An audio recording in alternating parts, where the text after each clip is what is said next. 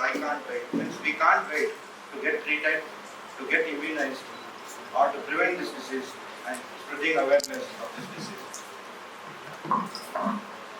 Why are we so concerned? What is the importance of this liver? So we'll know the functions of liver so that we'll understand better why we are so much concerned. We all know it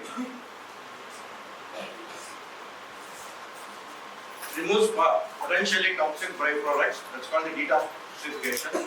It metabolizes and breaks down nutrients and food. You all know that it maintains blood composition of blood so that the other organs perform efficiently.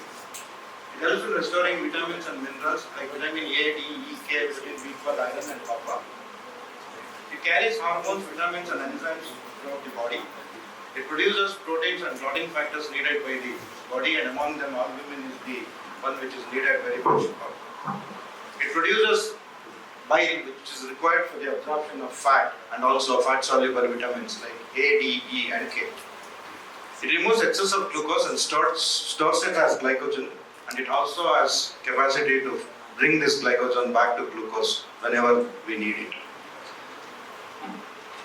With this, which is already told why we are celebrating hepatitis B today, and you all know that Barry Bloomberg's birthday is today, and he is lovingly called as Barry. He not only discovered this virus way back in 1966, he was the only guy in the world to have brought a diagnostic test and a vaccine for the disease. So why are we concerned about this disease? What is it doing? Even now I am speaking to you, within this 30 seconds one patient dies of hepatitis.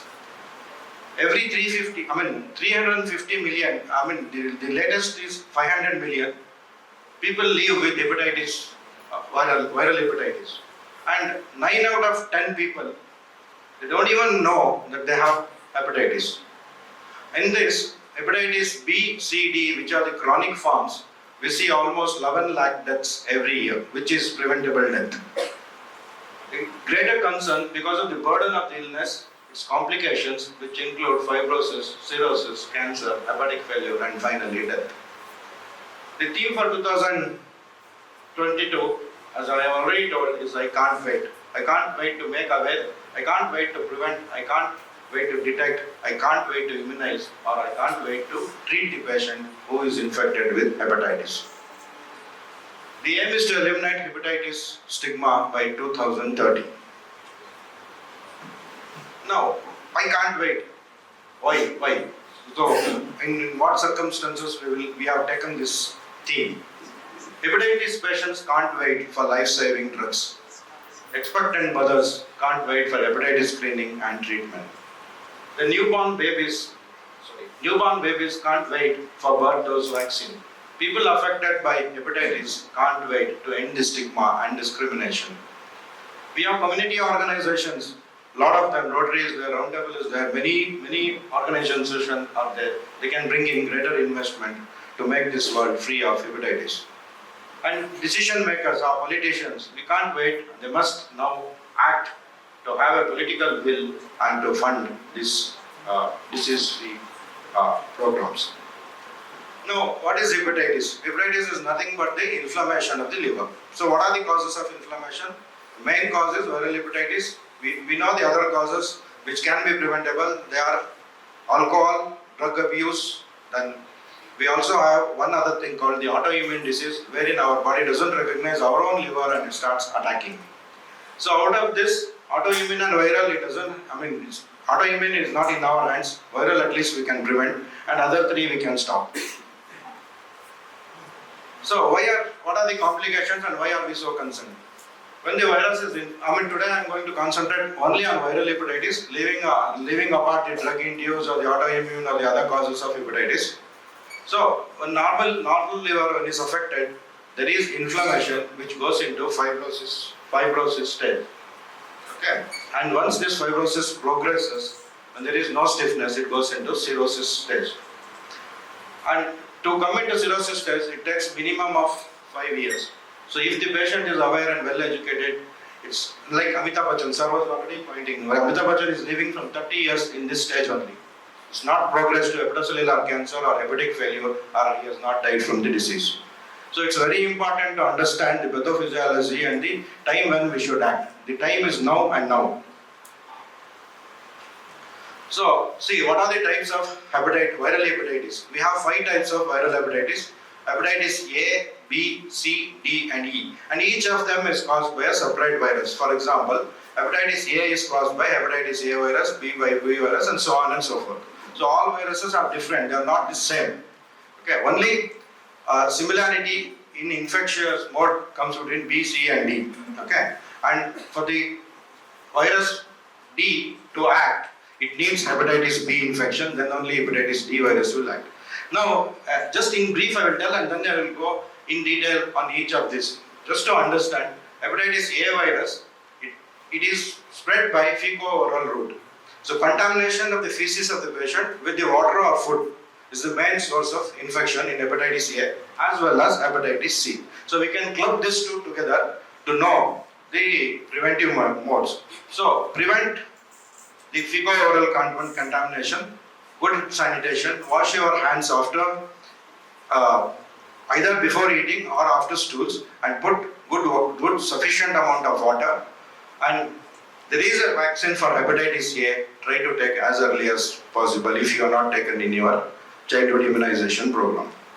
Now coming to hepatitis B, C and D, we will club it together because these are similar kind of spread methods, preventive methods and other things. Out of these 3, we have vaccine only for hepatitis B. So hepatitis B, now it's there in child immunization. If people have not taken, they have to take it at 0, 1 and 6 months. So how it is spread? So hepatitis B, C, D is usually spread by contact of blood or body fluids. And it is common in people who receive blood or blood products. Always better to screen these guys before the blood is given or blood products are given. It's seen in people who share razors or in barber shop where sometimes they use the same instruments to the other customers of them. And then drug addicts. These drug addicts try to get injected the same needles and many of them will have it. Then it also can spread through sexually. If the person is infected, it can be sexually transmitted. So barrier method is very important. And in sexual methods, multiple partners as well as homosexuals are mainly affected. So prevention is barrier method. Try to avoid contact with blood and blood things. Most importantly, have a good hygiene and take vaccination for hepatitis A and B. So this is in brief. Now let me go in detail. What are the symptoms which are associated? See, when all the symptoms you will get in acute phase, but hepatitis B, C are the viruses which will go into chronic phase and they don't show any signs or symptoms till 75% or 80% of your liver is gone. So it's very important to prevent and get tested regularly if you have a doubt. So what are the symptoms? Mainly fatigue, then passing dark colored urine or high colored urine, which is yellowish to orange and red color, pale colored stools. The stool looks whitish because uropilinogen is not there. Then flu-like symptoms that develop. They also develop stomach pain and acidity-like symptoms. They have loss of appetite. Some patients even have loss of weight. And there can be joint pains, diarrhea, loose stools and vomiting. And finally, you all know, patient can present with jaundice, yellowish eyes as well as skin. Now, transmission of hepatitis B, as I was already talking to, it's mainly because of fecal-oral route. Now we'll know, your risk of getting the disease increases if you have a close contact with an infected person, if you are traveling to a country which is more prevalent with hepatitis A, then eating sausages contaminated of raw shellfish or drinking polluted water contaminated of it. Why I am telling eating sausages with raw shellfish or even uncooked meat or semi-cooked meat can also pass on this hepatitis. Now hepatitis A prevention. Luckily we have a vaccine for this. So take the vaccine and it is the best defense. Get your vaccination before traveling to a country where hepatitis A is very common. What you should do, maintain good hygiene, frequently hand wash with soap and water, take rest when you have the disease. Then what you should not do not have food and water from places which are poor hygienic. Like we have seen a lot of people eating pani puri, a lot of people eating things on the roadside without, knowing that it's been contaminated by sewage water. Most of the things we have seen people, especially pani puri, you see a lot of places which is definitely contaminated by sewage water. And people say, oh, it's so tasty, it's so tasty. They keep eating. They come to us and tell, sir, doctor, ये materially side effective हुआ. What can you tell? Nothing. Then avoid unprotected sex with multiple partners. Try to have barrier methods. Do not prepare food for others when you are infected. It's very important. So transmission of hepatitis B. This also lucky that we have a vaccine for this disease also. You have to take, everybody have to take. And I think Mahesh has arranged an immunization program along with your principal sir today. So make the best use of the immunization. It is definitely going to help you out. So you are at risk of getting hepatitis B infection if blood, semen or other body fluids from a person infected with virus enters your body. So from how? Blood transfusion. I already told blood and blood products have to be screened before taking or giving to your patients. Then having sexual relationship with multiple partners. Then this is one other important one. You can prevent, if the mother is having hepatitis B, she can transmit it to her child. So we should know when we should prevent and when we should act. Here, see, even though it's not in my topic, I'm just going to share some things because a lot of you are going to become future mothers. If you are infected, please go and consult a very good gastroenterologist. From 7 months onwards, you will need an antiviral drug so that the virus does not replicate and does not go to your child. And at birth, you should give the child immunoglobulin as soon as the child is born. Don't wait for this 1 minute, that 1 minute, nothing, as soon as possible. And anyway, you will be knowing that you are hepatitis B. And then the child has to be, the first dose of immunization should be on the first day of the birth. And then we also should avoid sharing needles, razors, etc. Sir was already telling you about the prevalence of hepatitis B virus, and Taiwan is a very good example of 12% to back in 2%. And now we have, here you can see the countries which are in red are in high prevalence, which is about more than 8%. And you see yellow colored thing which is an intermittent risk of hepatitis B, and there are certain countries which are low like Australia, America, South America. So India we have 2 to 8% prevalence, it is in the intermittent stage. What is the high risk groups for hepatitis B virus? All of us are at high risk, all dental, all medical, everybody is at high risk.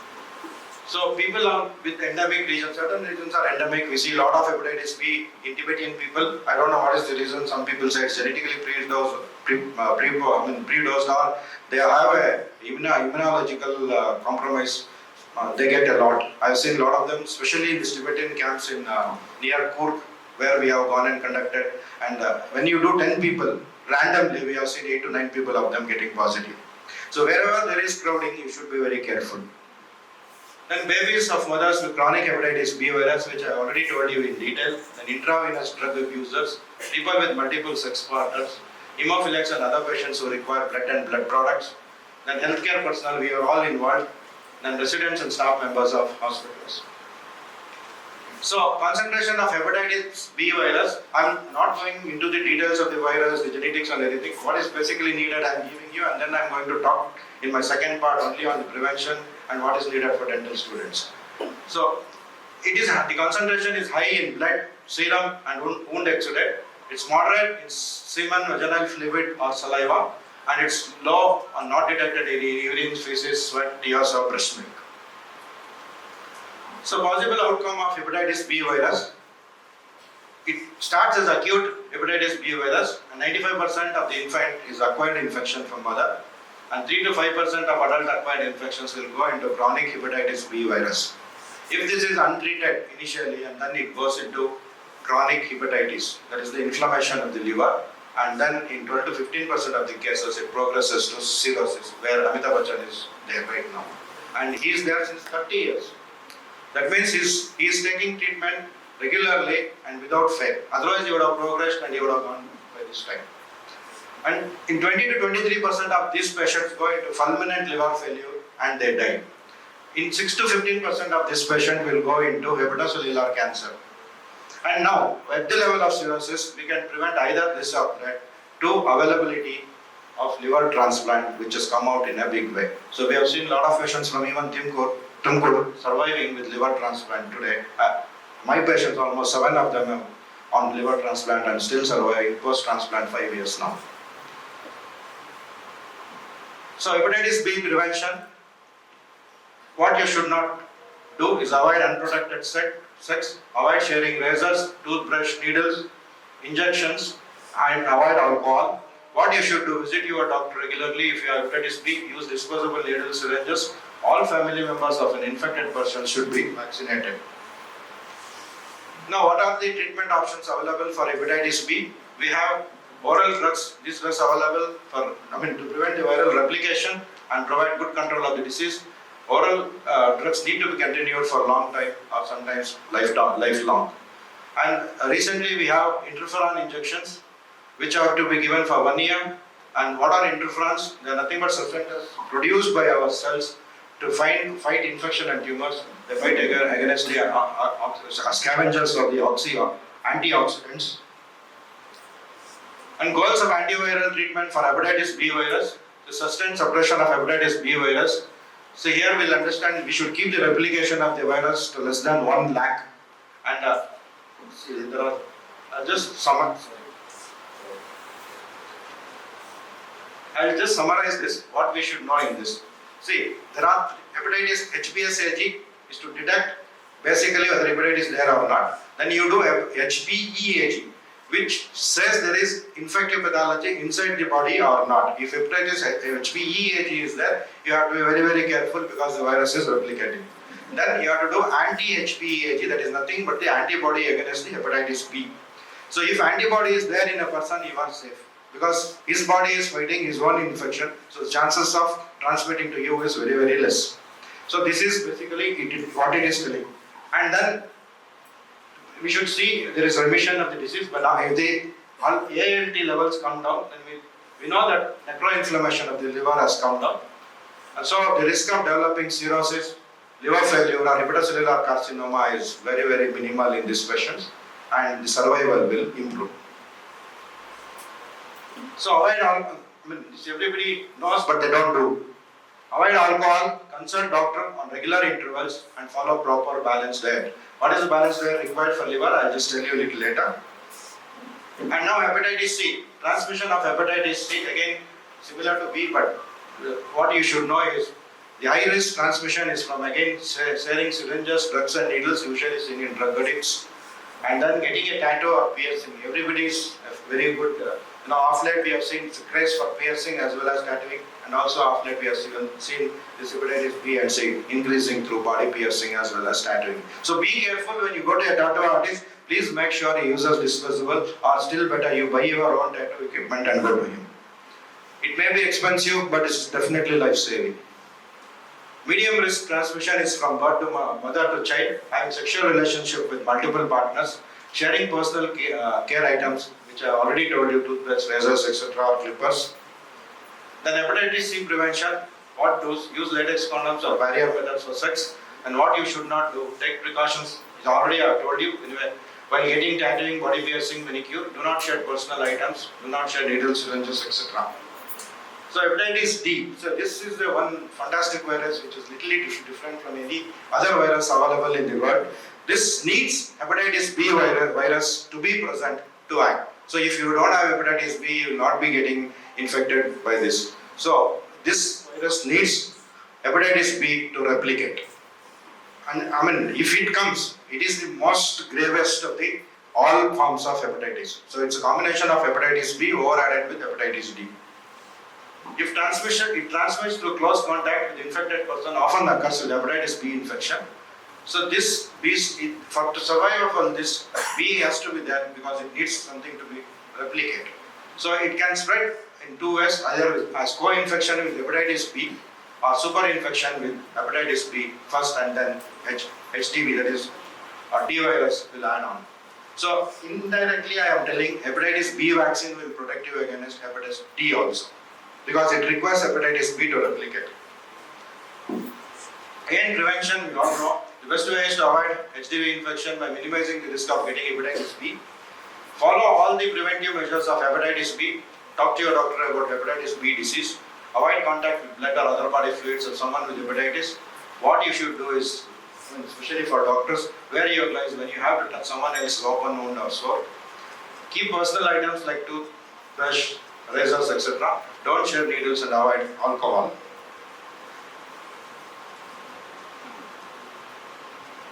So next is hepatitis E. It is similar to the transmission of hepatitis A. Again, fecal-oral route plays a very important transmitting thing, and also uncooked meat. So same thing which is being summarized in this slide.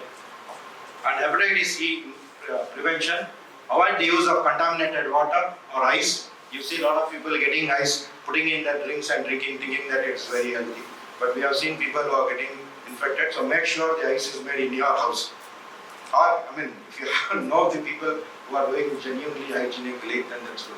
Avoid eating uncooked pork, deer meat and raw shellfish. Then frequently wash your hands in soap. When you get the disease, you have to rest a lot. You have to be hydrated, drink a lot of water, eat healthy food and avoid alcohol. So 3 Ds of hepatitis education: do's, don'ts and diet. Whenever you get hepatitis, entire family has to be vaccinated. Make sure everybody's immunoglobulin level is about 100. If not vaccinate, revaccinate them or give them immunoglobulins. Then follow medications on time. It's very, very important. Replication phase should go so that the progress doesn't go to cirrhosis or hepatocellular cancer or failure. And then consult your doctor even if you are good every 3 months. Then what you should not do, again, everybody knows, sharing needles, razors, toothbrush. And when you are donating or you are receiving blood, make sure you screen both the people. Then taking, a lot of people are fancy, take that tablet, take this tablet. All drugs, if not proven, definitely are hepatotoxic. They are going to produce, without any virus or anything, even drug itself can produce hepatitis, cirrhosis and finally death. Now, what kind of food is very important for patients with liver disease? So, whole grains, vegetables, fruits, pulses to be consumed. Healthy protein like low-fat milk, chas, buttermilk, bata. Again, bata is nothing but it's a type of chas which is made in North India. And lean meat as well as eggs. What you should avoid? Whole milk, full-fat dietary products like cheese, butter, cream, fried food, junk food, which should be completely avoided. And as I always say, alcohol has to be stopped. This is the only thing which is difficult to stop for a lot of people. So precautions and advice for liver cirrhosis patients. They should visit their doctor regularly. Do not use over-the-counter medicines. Try to limit them. Then medications to control hepatitis must be taken so that the liver damage is definitely reduced. Eat healthy diet. Eat low salt diet. So today, this is my first part of the talk, which can be understood by anybody, even paramedical or nurses. But it's very important part of the topic. Next, I want to specifically tell the things which the dental doctors should do, how they should prevent against the disease, and if they are exposed, if by mistake they get a prick done from a patient who is having hepatitis B or C, what they have to do.